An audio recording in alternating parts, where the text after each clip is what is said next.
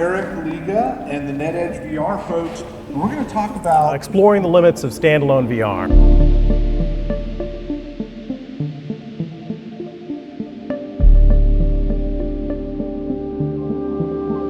There are 15 to 20 million Quests and Quest 2s already in homes. That install base is growing rapidly. It's something that you can experience without an expensive desktop gaming PC. You just can go to the store, acquire a standalone VR setup, and they don't have to have any technical skills to set it up.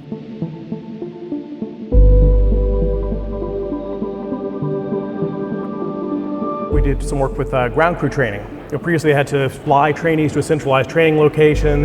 This allows it to be done on site. The VR headsets can be available in break rooms for ongoing training and skill reinforcement. This is something where it doesn't really require much space. You just have to have a spot to plug in the headset to charge. People can sit down, they can do training in between rotations on the ramp. The training stations require minimal space and minimal technical oversight. You're not having PCs you have to maintain and so forth. Inexpensive and accessible. If one of these breaks or you need an additional one, you can walk into any Best Buy or Walmart and $400 later you've got an additional one. All you have to do is install the software and you're good to go. Obviously the biggest advantage is it's highly portable to the point where you can even send it home with people to do training at home. Maximizing outreach, standalone VR was the best choice. Disadvantages, and this is the big one, is a significantly less powerful GPU. You're not going to be driving multiple real-time lights, things like that on here, and your geometry has to be simpler.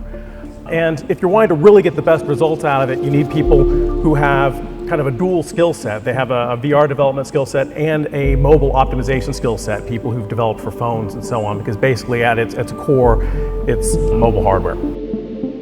And we got quite a high degree of realism for mobile VR. You get the real linear theological library on the left and our VR recreation on the right, and that's running on a Quest 2.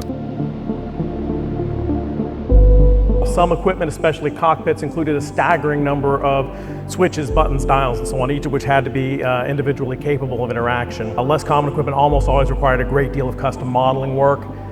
And simulating the busy environment of an airport tarmac in use required the inclusion of many simultaneous animated models. It's a very busy environment. Again, on standalone, we're really pushing up against the limits of what was possible, but we were able to bring in a lot of mobile optimization, use multiple levels of detail, dynamically combine all of our meshes and split them out dynamically to minimize the draw call count, do custom occlusion logic. And we built custom systems to automate the rigging of controls as we brought in new equipment so that if it was tagged properly coming in from the modelers, that it automatically inherited the behaviors. The things we've learned from building for standalone VR, with sufficient expertise in optimizing for mobile hardware, even really dauntingly complex environments like those 30,000 books in the library can be modeled and can look good in standalone VR.